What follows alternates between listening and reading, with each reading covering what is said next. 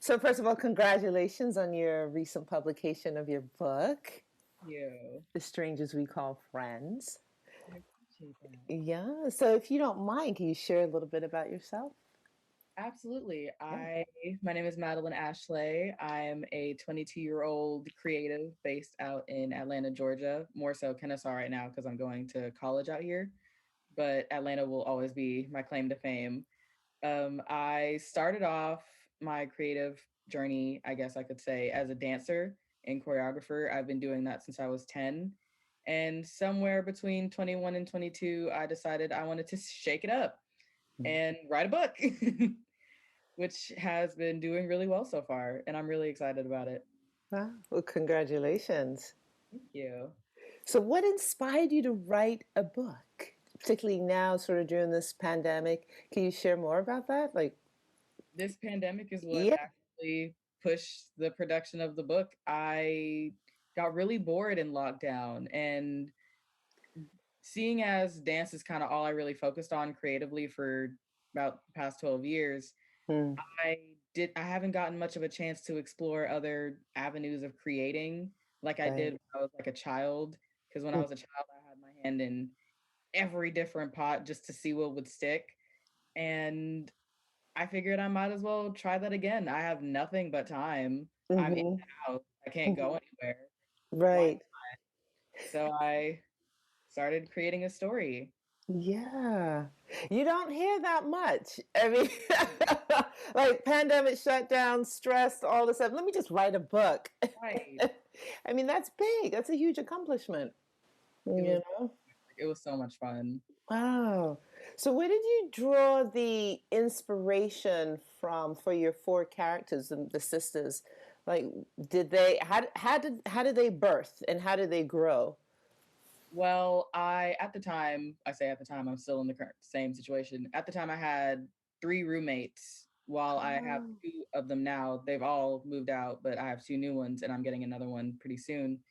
And I had this idea or like this daydream of us on like a road trip, like the open road. We're in a convertible, we're having a great time. And then somewhere along that line, that daydream shifted to where it kind of resembled, not even kind of, it directly resembles the opening passage of my book. And I had just gotten a new Mac laptop and I had been playing around on it the night before, and I had seen that on Pages they have novel templates. Oh, And I don't know. yeah, so I thought it was cool at the time. I was like, oh, okay, cool, novel templates. Never Right. gonna do that. And then the next day I had this daydream and I was like, oh, okay, never mind. I'm gonna use. Ah. So then how did how did your characters evolve? Did you have like the end picture in mind of where the story was going, or did it kind of unfurl through your writing? It unfolded through my writing. I Mm. had no idea where it was going in the end until I had finished writing at least part of the beginning. After I Mm. had kind of set my characters in concrete, I was like, okay, you're going to be this person, you're going to be that. You are going to be like, I started figuring out how I wanted everyone to end up in the end based on who they were at the beginning. And I knew that because I was going to be writing it from all four of their perspectives, Mm. I wanted to set certain things up in such a way that when you get to certain people's parts, your Mm-hmm. perspective has to shift. Because Mm. as I was writing the book, my perspective of myself, as well as like the relationships around me, and Yeah. just a lot of growing was done during this time. So, because my perception and perspective had to shift in my actual life, Mm. readers are going through this book, your perception, your perspectives and perceptions have to shift while Right. reading.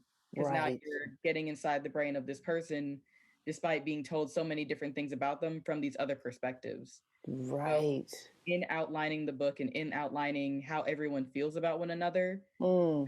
came the ending, because Mm. everyone is somewhat part of me at my different stages of life, because I can relate to each character in some form, shape, or fashion, but they're still different people. You know what I mean? Right. High school me Like Right. senior me and college senior me are two very Yes. different people. Yes. Very different. Like they probably couldn't even sit in a room together without probably getting into a fight. And college Mm. is too high and mighty for that. So that's definitely not happening. But it was interesting to see how these different versions of myself and how I saw Mm. myself and how other people saw me and Mm. people who are close to me saw me played out on the page. Right. You just answered another question that I had in my mind, which is like, I've never written a fiction book before, so it's like, how do you like? Do you see yourself as a player within the book versus the narrator versus how do you merge and like how do you separate? But you answered that, but I don't know if you want to elaborate on that at all, or like, did you find like you were at a conflict trying to you know, autobiographical versus non, and like Yeah. how share It, that process, it definitely was please. a little bit difficult because I knew starting on that I wanted each person to have their own story without it being like a book of short stories. I wanted each story to fill in the big picture. It's like Right. this massive, it's like when you're at a museum and you see a massive mural and there's so many different elements to it, but Mm-hmm. somehow all these elements create this one image. And that's what I Mm-hmm. wanted I wanted that in my story. I wanted each person to get their point across Mm-hmm. from their own perspective and to say who they are Mm-hmm. without any other type of bias, if that makes Right. It everyone does. narrating their own story. It does. Okay. Okay. And I then figured as that's what I did. go ahead.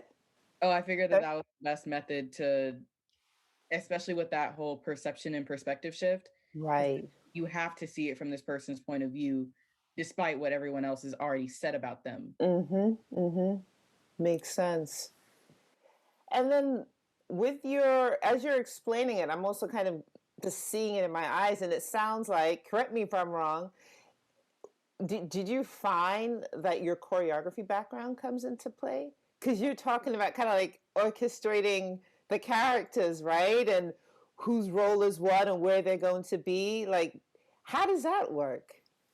So at the time of writing this, I was doing so much stuff in quarantine. It's actually quite insane.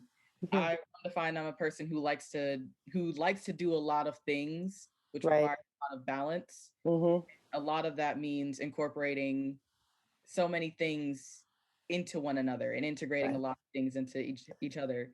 And at the time of writing this book, I was also choreographing for a socially distanced dance festival in which it was a Ah.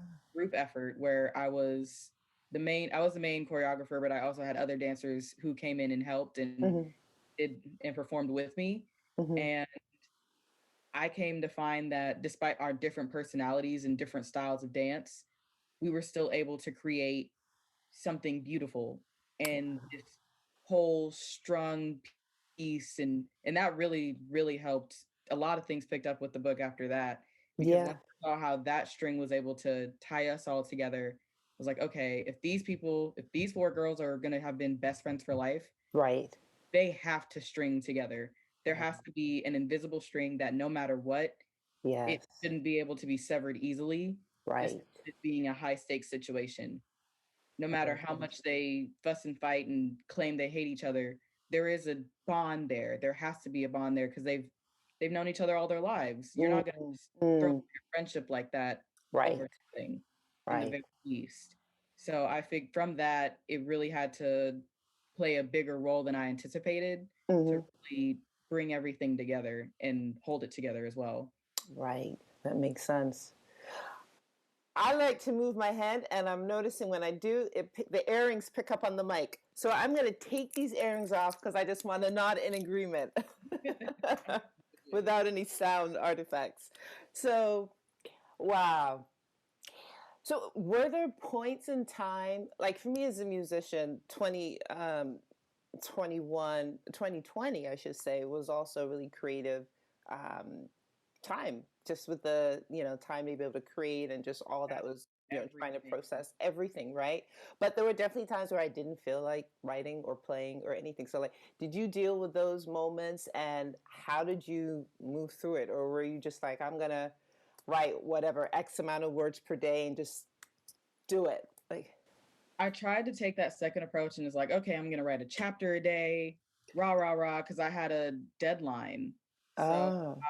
I wanted to publish it before my 22nd birthday, so I could still claim to be a self-published author at 21. Ah, I love it.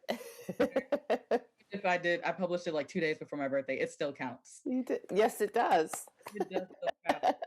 And because I had written my about the author first, and I was like, I'm not changing this. This isn't Right. shifting. This is Right. running Okay. line. And it came to a lot of different points of writer's block, lack of motivation, and then even after summer had passed and I had moved into fall because I'm still in college, school came about and that definitely had to shift. Right. So I had to, whilst learning how to dedicate myself and remain disciplined, I also learned how to give myself a lot of grace Mm. and to be able to give myself rest because that was something that I never really gave myself. Mm. Always that person who's like ripping and running and let's do this, let's do that. Like I worked 6 jobs at one point, my sophomore and freshman years of college. I worked 6 jobs while being in school full time. And that Wow. kind of set the tone for everything else to follow. Like I don't know what free time is. I don't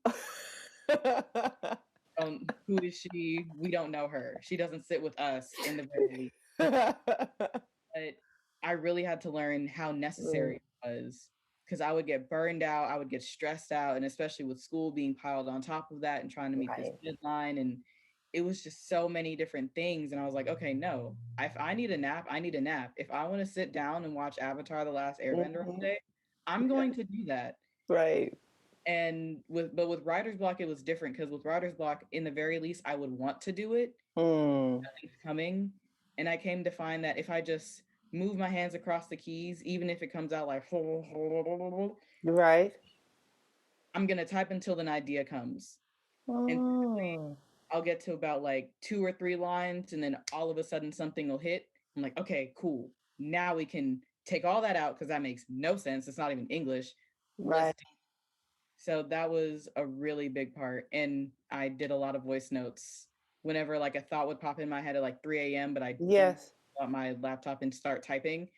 Hey, make sure that such and such does rah, rah, rah, and blah, blah, blah. And then I would go back and listen to those and hopefully make some sense out of it. And if it Right. worked with what I had planned later down the line, it worked. And if it Mm. didn't, it didn't. But in the Mm. very least, I could track my progress. Exactly.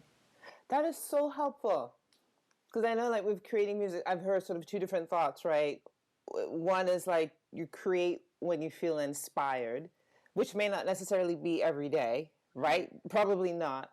Or you create every single day, and then you find um, Those those, little moments, right, right.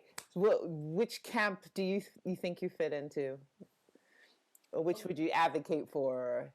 which I would advocate more for every day. You Because would, it's something, because for me, if it's not something I'm passionate about, I'm not gonna care.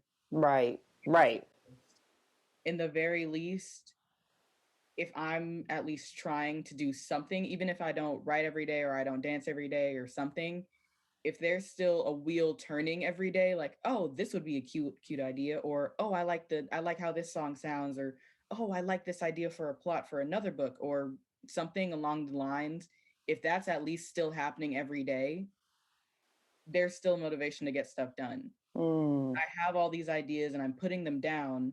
So something has to come out of them because no one's going to have the vision that I have. So right, I have to be the one to put that vision out there because if right. I don't do it, it's not going to get done right as far as I'm concerned. Thank you. Yeah. When did you know, or how did you know when the story was completed in your mind? Like, when did you know, like, all right, it's wrapped up, we're done, chapter is closed, the book is finished? After editing, because after editing, and no one, I feel like no one really talks about this. Editing is like the bane of my existence. I absolutely despised editing because because I couldn't afford an editor. I did everything myself in designing the cover, writing, editing, publishing. Everything was just me. So Wow. I'd already had to live with this book for a previous of like 5 months. And now you mean to tell me I have to go read through it cover to cover, page by page, syllable by syllable, phoneme by phoneme, and just make sure that everything is right? Mm, As someone who's not experienced in editing or writing at all, it was still, because I believe if you like the process, you'll love the result in the mm, very least. So while it was annoying, it was still pretty decent. But I would say after editing and going through and reading everything and like, oh wow, I really like that, or wow, I wonder if this could, no, I like how this looks. Once I read through it and I had no more notes and I just liked how the story flowed and went through itself, I was fine. okay. I've Okay. come to the point in any piece of art, and it goes into dance, it goes into, I'm getting back into designing fashion, it goes into that, it goes into Mm, writing books, it goes into hopefully writing films and TV one day. Any creative outlet that I pursue, mm, I have to like what I'm doing. If I don't like what's going on and if I don't like how this is making me feel, mm, it's a wrap. right. If I didn't like how that book came out after editing it, it would have Mm, never been released. mm, Or at least, in the very least, I would have wholeheartedly started from scratch. right. I'm not going to like it. Every critique that comes out, because there's going to be critiques. Not everyone's going to like what I put out. And that's Sure. fine because I like Sure. what I put out. Mm-hmm. Those are going to hurt a lot more because I already don't like it or I already don't feel comfortable or confident in it. I need Mm-hmm. to be able to stand behind my art 10 toes down. I'll go to war for it. Mm, I'll defend this book to the ends of the earth because right. I believed in it from jump. If I Right. don't feel like that about anything I do, it's not even worth it. Mm-hmm. That's solid. Did you have any mentors along the way, or a go-to person, or like, or My mom, your mom? my mom, she, Uh, if anyone, while I'm the only person who knows how the book ends and knows how it goes through and through, if there was anybody who knew as close to what I know, could get as close to what I know out of the book, it would be her. Because she hmm. was the only person who knew for probably the first like 3 months. She was the only person who knew that I was writing a book. Because Wow. she's the person I run everything through. Like if Hmm. I have any type of idea, she's the person I run through it, and she'll always have my back. And when I said I wanted to write it in 6 months, she's like, "All right, I hardly believe you."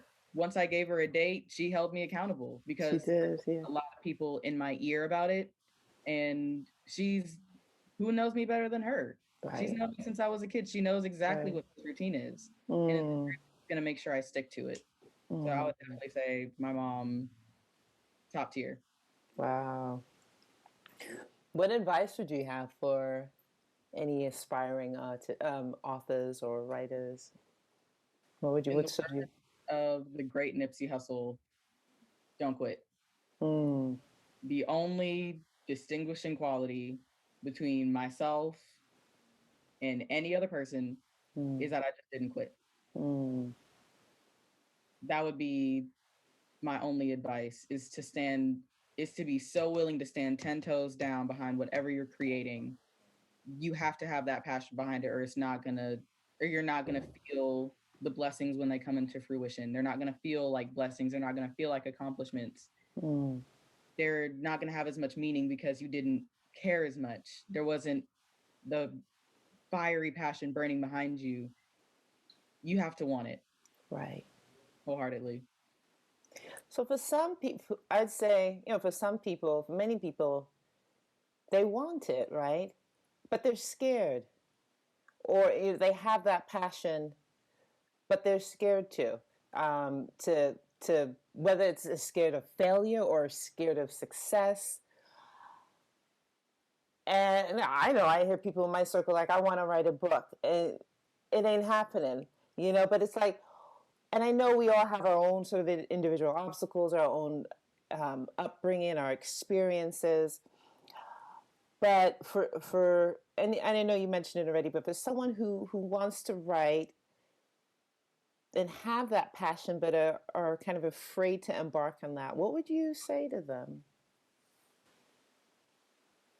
I actually went through all those exact things there, and this is why I'm glad that I had my mom, because Mm, there was somebody to cry to and be like, "Bro, I don't think this doesn't even sound good. I don't like how this looks. I just do I really even want to do this, bro? Like, is this worth it?" Rah rah rah. yeah. She takes me right back to that initial conversation. She takes me Mm, right back to, okay, so now you quit writing this book. You quit on this vision. You quit on this whatever God just gave you. Cool. That's fine. You're allowed to quit. Not everything that we start in life is meant to be finished. But yeah. now, Yeah. how would you feel if somebody else were to take your exact vision, whether they knew you or not, and Right. and get whether they get praise or not, they release it Yeah. and they love it. Like, let's say Yeah. someone decided that they were going to write the book that I just wrote, and I come out and I wrote it. Now you can't even put it out there without seeming as if you copied me. I Right. mean, how would you Right. feel? How she always takes me right back. How would you Yes. feel if somebody else wrote this book Mm. instead of you?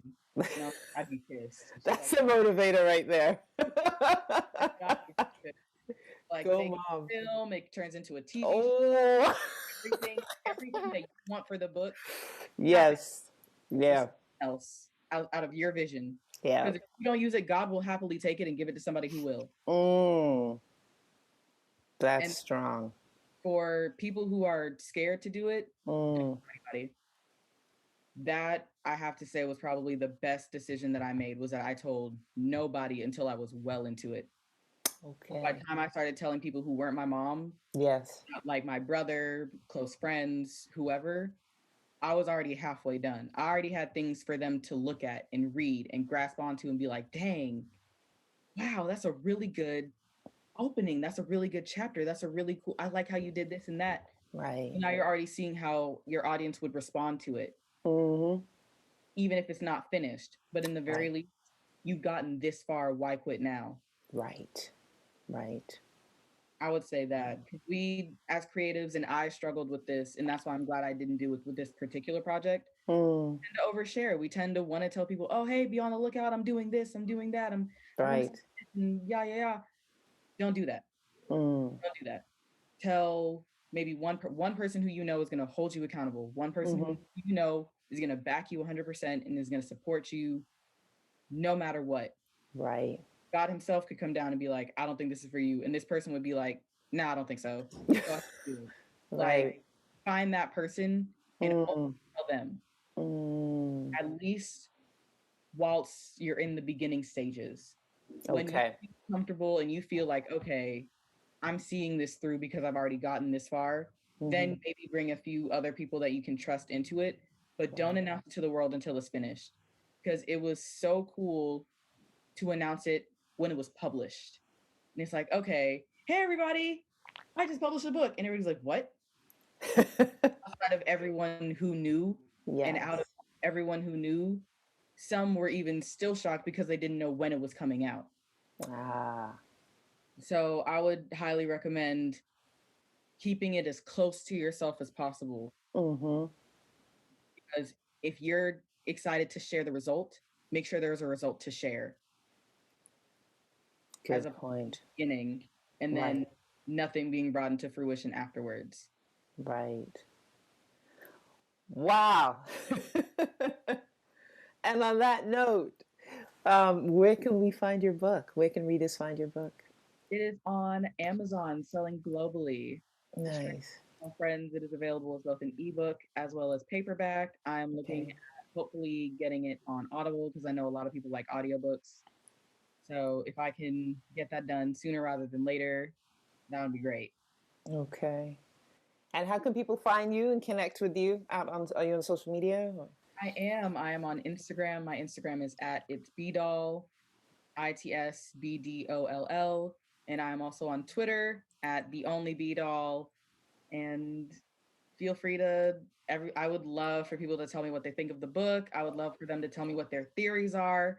I've had so many people who have been like, "Oh, I think it's this person," or "Ooh, I wonder, remember when you said this, but then this happened." And I absolutely love the conversations that are being sparked. I really Wow.